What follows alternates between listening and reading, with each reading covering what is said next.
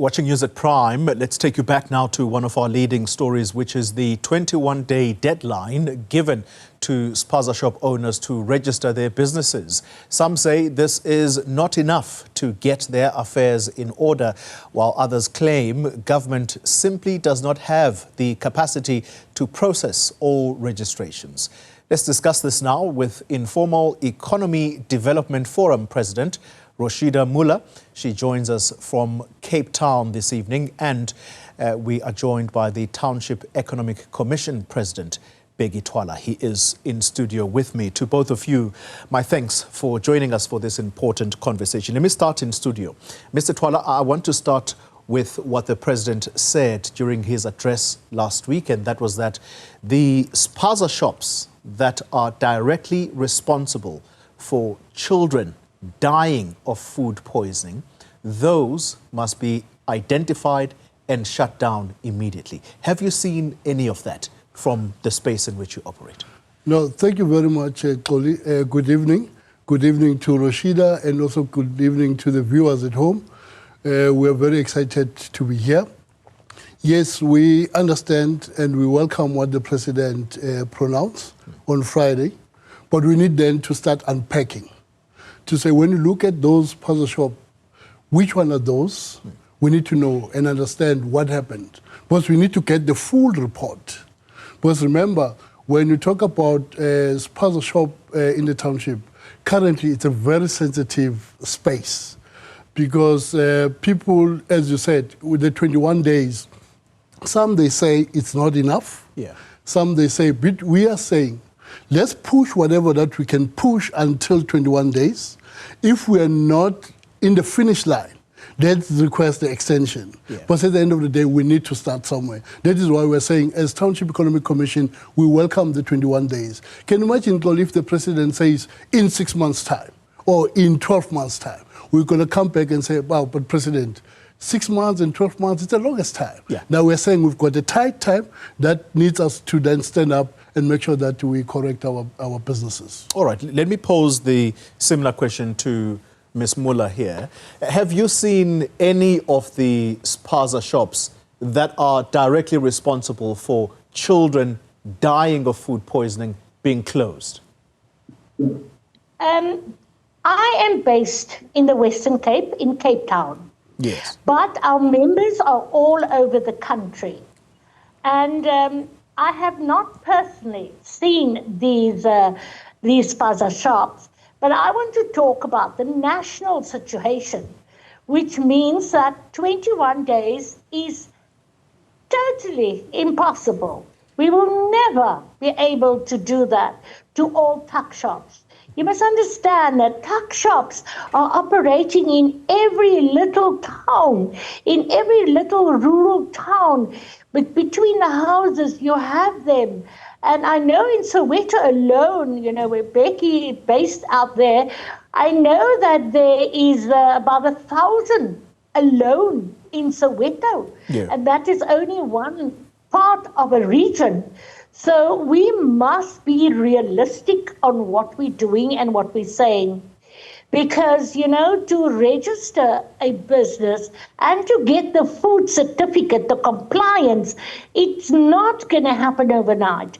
And most definitely, the city officials, the municipal officials, they do not have the capacity. We have hardly seen health inspectors on our markets, and we have a market in Cape Town of 300 traders. Yeah. So let me ask this before I come back to Bheki in studio. If you're saying that the 21 days it's not enough, how do you respond to those who will say, if there is an extension, it gives those who do not have the correct papers to be in South Africa the opportunity to get their affairs in order, and therefore still crowding out South Africans who ought to be running these Spaza shops in the first place?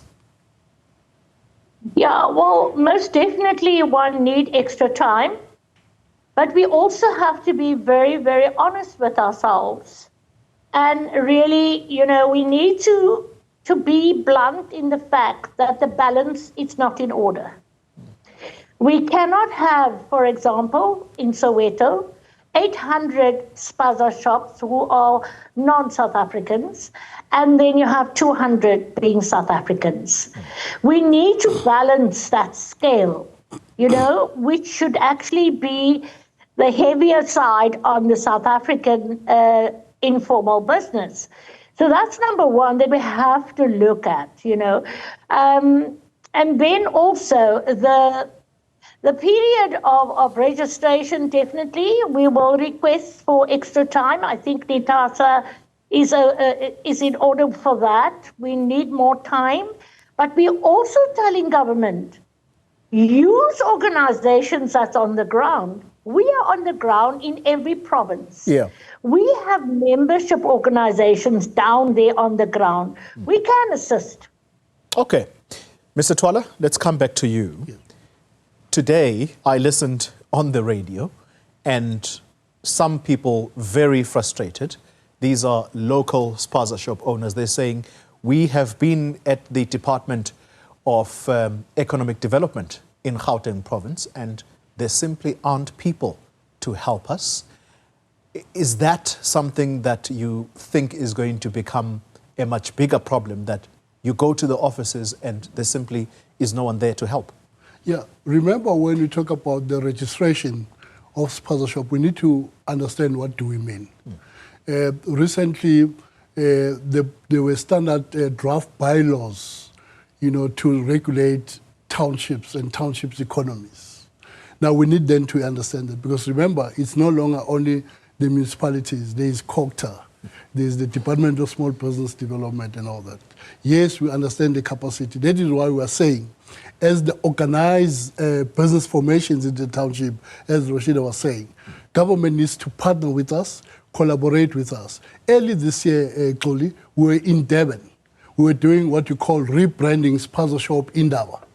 And also on the 26th, we are also calling the national, it's a call to action to the national Spaza shop owners for Imbizo, so that we unpack what it means to register. Because if I say, maybe the registration of Spaza shop, it simply means go to CIPC and register. Yeah. Now people need to get information, because what is lacking, it's the stakeholder engagement, so that when we make these decisions, we take people along. Maybe let's start exactly where the point you've just raised, because when you say you have to register your business, is it indeed the CIPC route, which many formal businesses take, and sometimes that can be complicated? Is that what the Spaza shop owners are being told to do, or is their process slightly different from that of the CIPC route? That is what I'm saying. We need to then start understanding, when the government says register your Spaza shop, what the government means. Because at the end of the day, remember when we talk about township economy, you've got 60% it's formal and the 40% informal. And then you can't then formalize the informal. But what you need to do, you need to professionalize the informal, making sure that, you've got people that are just sole proprietors. They don't want to go and register and all that. Because remember, there's a difference between a business person and an entrepreneur. A business person is somebody that wants to go open up a business and run a business. An entrepreneur is somebody that is looking at solving the solution, that is looking at the markets, that is looking at the economies. That is why at the end of the day, we need to start, this whole thing, we mustn't be emotional about it. We need the critical thinkers now. Let's come around the table. Yeah. Let's discuss this thing. But now we're then calling for South Africans, most especially those that are interested in running the Spaza shop. What models of Spaza shop are we talking about? Because we came up with the different types of models that communities, they can engage and also run and own these Spaza shops. Very quickly before I go back to Rosheda, she says in Soweto, and this is the space that you will know well, there are 800 foreign-owned Spaza shops versus 200 that are local. Is that indeed what you have in Soweto? And then she says there needs to be a balance. Well, you talk to people like Operation Tudula, they're saying, no, we need a total elimination of foreign-owned Spaza shops, because that is the preserve of locals. Remember, we need to listen to the people on the ground. We need to listen to the market. Because if we don't listen to the market, Those people are not the market. There's the market that is saying, this is what we need in our market or in our economies. That is why it's very critical to have different stakeholders on the table. Yeah. Let's all come together, because at the end of the day, together we can come up with the solution. Because at the end of the day, remember, we are also calling on government to say there are certain economies that we need to bracket for the locals. For example, that you can't have an informal economy run by people, because it doesn't need the skill that you need to bring. It doesn't need the 5 million that you need to invest. That is why we're saying we need to make sure that when you talk about township economies, which economies and industries that needs to be reserved for South Africa and for the people from the townships. Yeah, it sounds like it can be a complicated discussion or a complicated process. Rosheda Muller, let me come to you. The other element here that we should not forget is that the Spaza shop owners, they are informal in their nature. And what do I mean by this? Someone is going to rent the space from somebody's house in Soweto somewhere, and so that person is merely renting a room from which they then operate a Spaza shop. For example, today, the person was asked by the officials to provide a stand number. And you could tell that he is frustrated because the house doesn't belong to him, it would seem. So he doesn't have the stand number of the property from which he operates. What do you think the impact of this is going to be to those owners of properties that are renting out the space? Yes, this is a common factor currently in our country. But NITASA represents more. I'd say 90 to 95% of our members are operating on local government land, whether it's a taxi rank, whether it is a street, whether it's a market square. Those where the majority of our members are. But we are well aware that the township residents are leasing their properties to these informal businesses, the Spaza shops, and they themselves are not informed. They themselves do not have the knowledge that this person renting from me must have a COA, a certificate of acceptability, and that you get from the municipality, and it will not be granted on the if you are not legal in the country and if you do not have the proper documentation. So this is going to be huge in every town. Earlier today, I spoke to one of our people in one of our rural areas like Manenberg, and she made it clear that the people, they own the houses, but they lease it to these Spaza shops. And then she also says, but I am registered. So one needs to look at that, because I know in Cape Town, the city of Cape Town has made it clear that they're calling the environmental health department in, and they want to see all our informal traders in our Cape Peninsula. But how many districts do we have across the country? I think about 58, maybe Bheki can help there. But are they going to implement that in every district, in every local town? Oh, my word. In Cape Town alone, we have over 100 organizations, and it's not even as big as Gauteng. So this is a mammoth task that we are facing. And I think, I don't want to say something wrong, but a little too late. Yeah. But we are saying, like Bheki says as well, let's extend our hands as national movements to help the government to resolve this matter. Okay. All right. I'd like to take a break at this point. So I'd like for the two of you to remain, please, because this is quite an important discussion, and we have to get to grips with what these representatives have to say about what exactly would be the amount of time that ought to be given for these businesses to be registered. And by the way, just so you know, we are told that we're dealing with a 200 billion rand industry here, and some people saying very strongly that this is a business that has been hijacked by foreign nationals. And so very clear conclusions have got to come from this discussion. Should foreign nationals be allowed to operate spaza shops or not? We'll conclude this discussion on those points. You're watching News at Prime, and if you're just joining us, we are concluding a discussion on the ownership of spaza shops, and of course, the main point tonight being the 21-day period, or should we say a deadline, that's been given to spaza shop owners to go and re-register those that may already have had their businesses registered. So this is a contentious point. But moving on from that now, I'd like to deal with a clear issue here that is of major concern, and that is whether or not spaza shops in South Africa should be the exclusive preserve of South Africans as opposed to foreign nationals. And I'm still joined by the Informal Traders Alliance of South Africa leader, Rosheda Muller. And there she is. She is joining us from Cape Town. And then we have in studio the president of the Township Economic Commission, and Bheki Twala is his name. Bheki Twala, I want to come straight to you very quickly because we need to end this conversation. Lerato Ngobeni, she is Action SA's parliamentary chief whip. This is what she had to say on the back of the president's address on Friday. And I quote now, "As a result, this nearly 200 billion rand industry has been hijacked by foreign syndicates, some with direct links to organized crime and terror financing."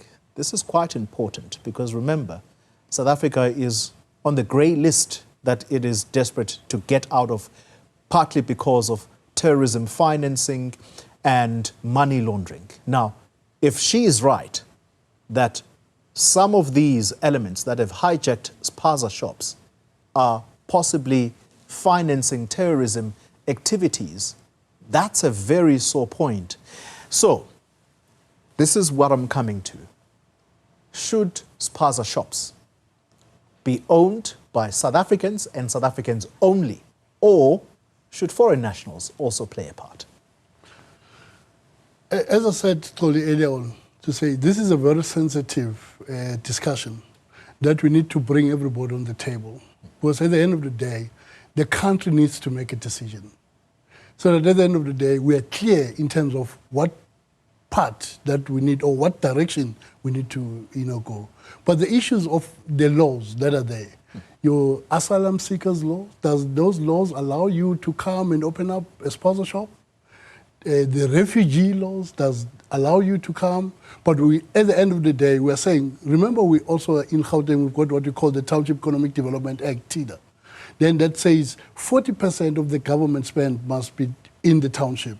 We need to bracket the economies in the township. For example, when we talk about township economy, it's not just only spaza shops. We're also talking about 16 plus, the automotive industry. You go to the automotive industry, at the end of the day is our own Africans or South Africans are not in that space. But what we are saying, coming back to your question, Mr. Twala, I'm saying I want to repeat my question to you. I know it's a sensitive matter. It's too difficult to answer. And you're allowed, by the way, to say it's too complicated a matter. Should spaza shops in South Africa be owned by South Africans, or should they be owned by foreign nationals as well? No, from our point of view as Texas, it's a South African economy. It must be owned by the South Africans. That's what we're saying. Same question to you, Rosheda Muller. Is it the exclusive preserve of South Africans, or should foreign nationals share in the spoils? My response to that as Nitasa, due to the high unemployment that we're experiencing and the first stepping stone into any entrepreneurship or informal economy is street trading and the informal trader. So our response to this is, due to high unemployment, there needs to be a shift in the balance.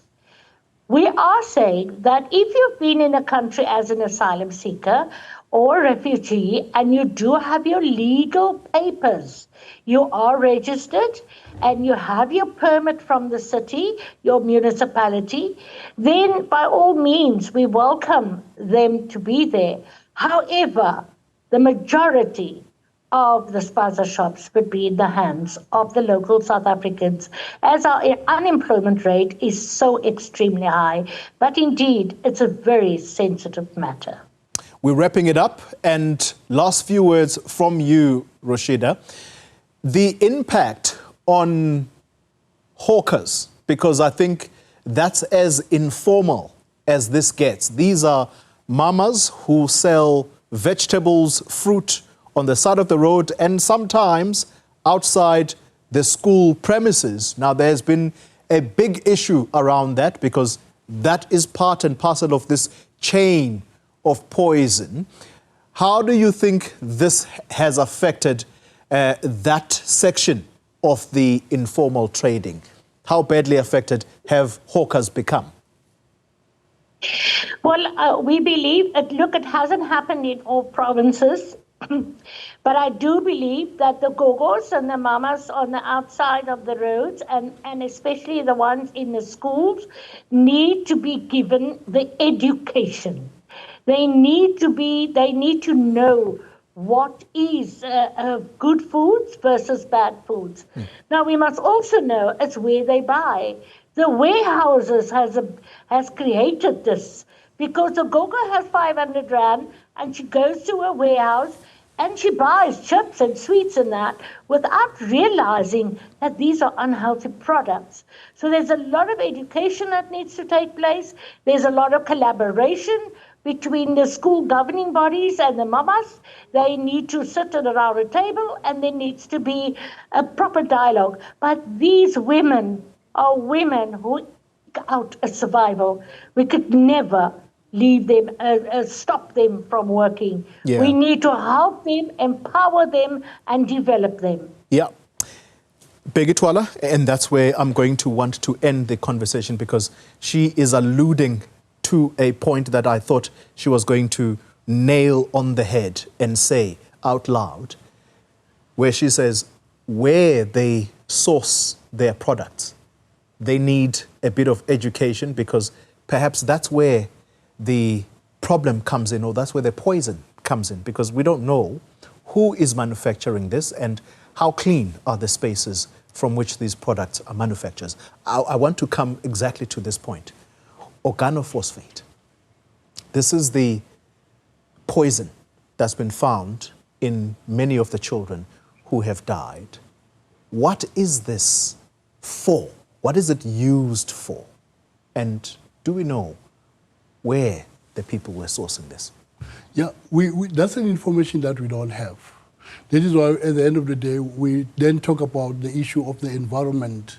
Remember, one of the issues that the president talked about when he was delivering his address was the issue of illegal dumping and the issue of the environment. Yeah, infestation of rats. Yeah, infestation of rats and all therefore, that. this chemical possibly being used to try and drive that away. Yes. Now, but what we are saying, Toli, that is very critical.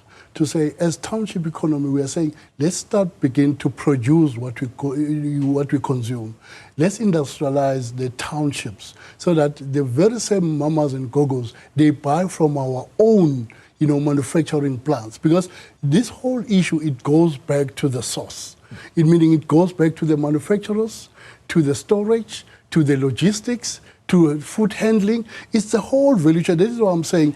When we deal with this, we need to be really be the critical thinkers and really go and nap it in about where is the source. Yeah. We are calling and saying we need to then start having our own manufacturing plant so that we've got programs like Walk to Work. Our people in terms of job creation, they walk to work.